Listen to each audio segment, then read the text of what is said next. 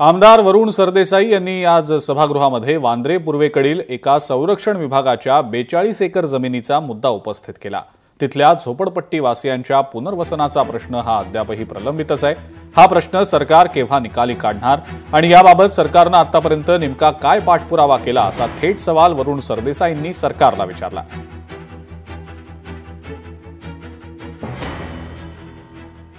माझ्या मतदारसंघामध्ये 42 एकर जमीन ही डिफेन्सची आहे आणि गेल्या अनेक वर्षांपासून तिकडचा पुनर्विकास हा रखडलेला आहे।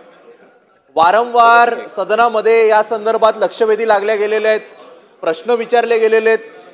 2017 साली देवेंद्र फडणवीस साहेबच मुख्यमंत्री असताना त्यांनी यामध्ये एक पत्र लिहिलं डिफेन्सला आणि सांगितलं की तुमचं ना हरकत पत्र द्या। मग त्यानंतर असं ठरलं की अर्धी जमीन डिफेन्सला दिली जाईल, अर्ध्या जमिनीमध्ये पुनर्वसन केलं जाईल। मग असं ठरलं, फडणवीस साहेबांनी वरच्या सभागृहामध्ये सांगितलं की अर्ध्या जमिनीमध्ये आपलं पुनर्वसन हे पूर्ण होऊ नाही शकणार, म्हणून एक पर्यायी जमीन आम्ही तुम्हाला देऊ।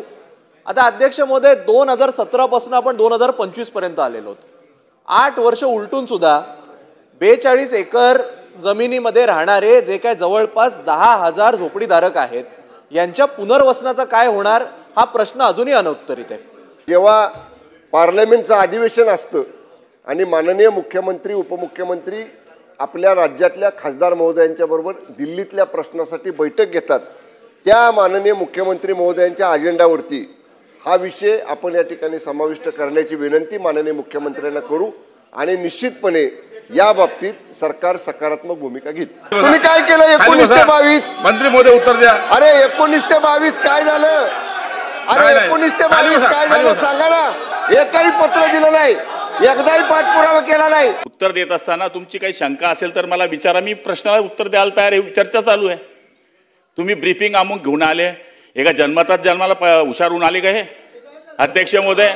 लाज काढायचा अधिकार आहे का? लाज सरकारला लाज आहे का? हे बोलणार का मंत्री महोदय? हे बोलणार मंत्री महोदय पुढे जाऊया तुमच्यापेक्षा जास्त बोलतायत आम्हाला। मंत्री महोदय उत्तर द्या। मी कोणाचं नाव घेतलं नाही घेतलं, मी फक्त कालावधी सांगितला की 2019 ते 2022 या बाबतीतला कुठलाही पाठपुरावा तत्कालीन सरकारकडनं केंद्राकडे झाला नाही।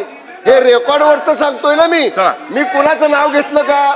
मी कोण मुख्यमंत्री होतो ते सांगितलं का? मी कुणाकडे हा विभाग होता ते सांगितलं का? मी जर कुणाचं नाव घेतलं नाही तर एवढं नाकाला मिरच्या लागायचं काय कारण आहे? एवढं लाज हे काढण्याचं काय कारण आहे? ऐकून घ्या ना सगळं। लोकशाही मराठी ऐका, पहा, जागरूक रहा।